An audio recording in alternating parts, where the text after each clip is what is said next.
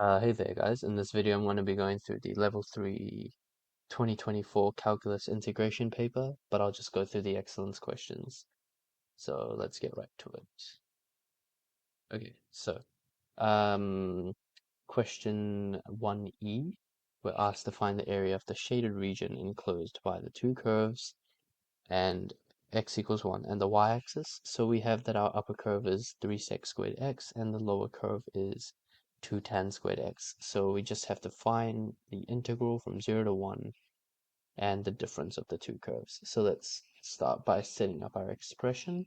Let's call the area A, and that will just be given by the integral from 0 to 1 of 3 sec squared x minus 2 tan squared x dx. Cool. Looking at this directly might be a little tricky to do. So what we'll do is we'll break up our integral and we'll write the integral from 0 to 1 of 3 sec squared x dx minus the integral from 0 to 1 of 2 tan squared x dx. Now, we know that the integral of sec squared x is tan x, so we can just substitute that result in. So we're just going to get 3 tan of x evaluated from 0 to 1 minus, now what's going to go here? What's the integral of tan squared? As far as I remember, I don't really know. So we're going to have to make a substitution of some sort. Or maybe use a trigonometric identity. So we can use this trig identity here. It's if we go over to our formula sheet, that tan squared theta plus 1 is secant squared theta. So let's go ahead and write that down. So if we just rearrange that for tan squared theta, then we get tan squared theta is just equal to secant squared theta minus 1, right? So we can go ahead and substitute that result in. So integral from, I'll just actually do this as an indefinite integral, and then we can just punch in the numbers later. But that's just going to become then 2 secant squared x minus 2 dx. Cool. Now this looks a lot more familiar. We know that the antiderivative of secant squared, as done before, is just tan x. So this is just going to become 2 tan of x, and then the integral of minus 2 is minus 2x. And we can just omit the plus c, because we're going to just punch this back into our definite integral. So 2 tan of x minus 2x, oops, going from 0 to 1, and then, cool, we can start punching in our numbers.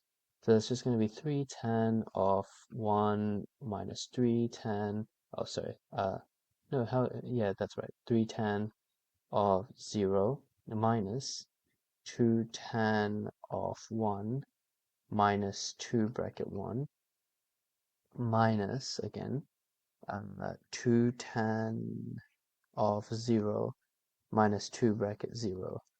Cool. Now that's just then going to become 3 tan of 1.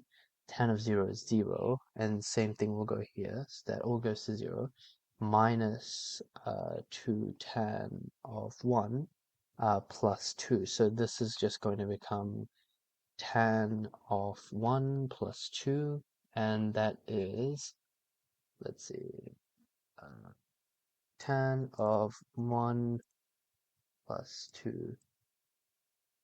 Hold on. Okay, cool. Yep. So my final answer comes out to 3, oh god. Hold on. 3.56 units squared. Cool. So that's question 1E. Let's move on to the next one, shall we? Yep, cool. So the mass m of a spherical object with radius p can be approximated by this ghastly formula here, where a, b, and p are all positive constants. Okay.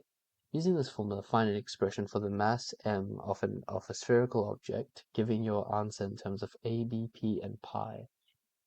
Okay, so I think the first thing I want to do is probably take out the constants. So let's write the integral again. So we have 4 pi and a is our constants.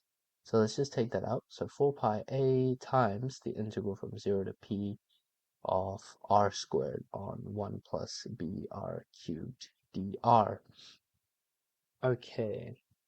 Now, the first thing I notice about this integral is that the upper power is 1 less than the power in the denominator. So that implies that we can use um, like the rule such that if we have the integral of f dash of x over f of x dx is just going to be the ln of f of x uh, plus c.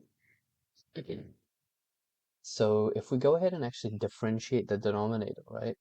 If we go ahead and differentiate the denominator, 1 plus br cubed, we get 3br squared, right? So what this means is, cool, I've already got the r squared on the top, but I want to get rid of this. So I'm going to have to put in I'm going to have to divide by 3b in order to cancel that out, so it just becomes this. So what will my expression look like now? So 4 pi a over 3b times the integral from 0 to p of r squared on 1 plus br cubed dr, and then I can just rewrite that again, and then just simply substitute this in. Ln of 1 plus br cubed. And because this is a definite integral, we can make the plus c. Uh, that's that. Evaluated uh, between 0 and p. Actually, I'll take that. So that's just going to become 4 pi a on 3b ln of 1 plus b p cubed minus 4 pi a on 3b ln of 1, which is 0. So this term just disappears. And so we are left with this equation here, 4 pi a, b, p, and pi. Cool. So that's our final answer for question E. Let's move on to the next one.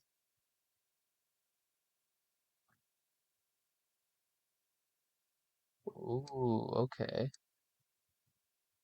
Oh, this one looks fun. A classic Newton's law of cooling, a fun differential equation.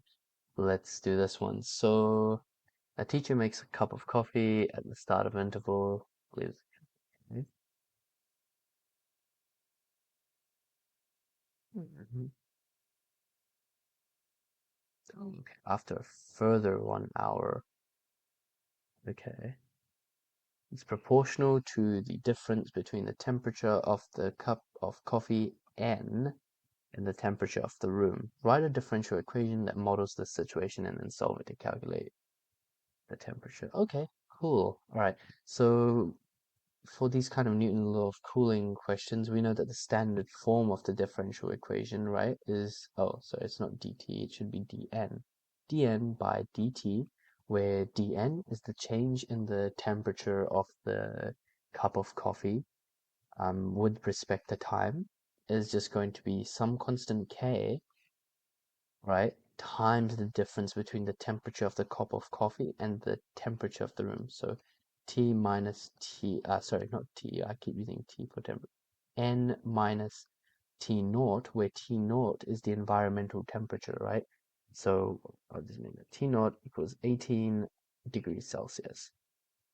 Cool. Okay, and we are supposed to solve this differential equation with the numbers given. So we can go ahead and do our separation of variables. So 1 over n minus t naught is equal to k dt. And then this is, once again, oh, wait, dn. And then we can just go ahead and integrate both sides. And then because this is like in the form, once again, as in the previous excellence question, derivative, antiderivative divided by derivative, this will just become ln of n minus t naught is equal to k times t plus one constant c.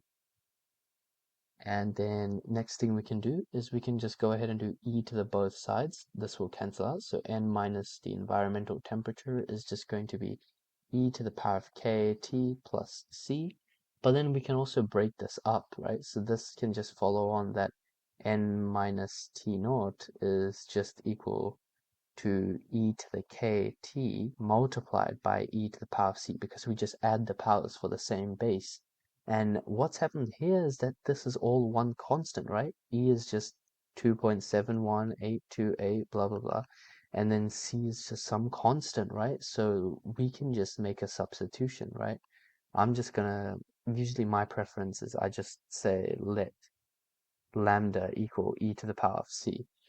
And so from here, what we get is that n minus 18 is equal to lambda e to the power of kt. Cool. And now what we can do is we can start punching in our numbers. So let's have a look. After, okay, at t equals, okay, so we don't, okay, so 30 minutes and it's 50 degrees Celsius. Okay, so what I'm going to do is I'm going to use t in hours, t hours. And so I think it said 50, right? So 50 minus 18 is equal to lambda e to the power of 0.5 k. That's my first equation. And then for my second equation, we have after further 1 hour, so it's 0.5 plus 1, and it's 30 degrees. So my second equation will be 30 minus 18 is equal to lambda e to the power of 1.5. Okay, cool. And then 50 minus 18 is 32, and 30 minus 18 is 12. So now that we've got this part of the equation, what we can go ahead and I think what I'm gonna do is I'm just gonna divide the two equations, and so I'll just go equation 2 divided by equation 1, and that's going to look like this. So 12 over 32 is equal to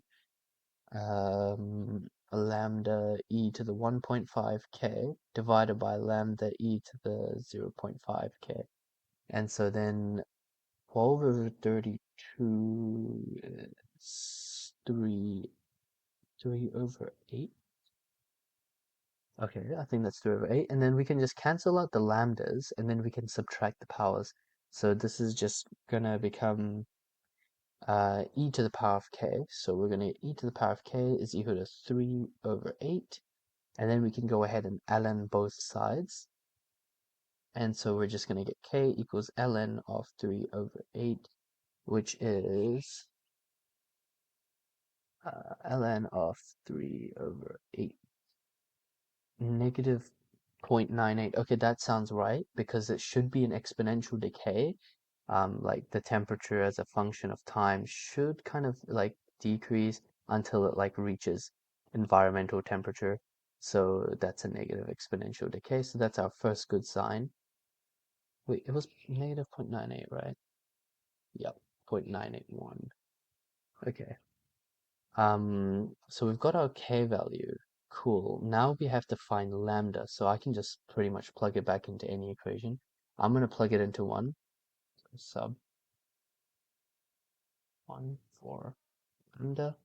And so lambda is just going to be 32 over e to the 0.5 bracket negative 0.98. And so what's that going to be? Lambda is, I'm going to use exact, should I? Yeah, I'm going to use exact form.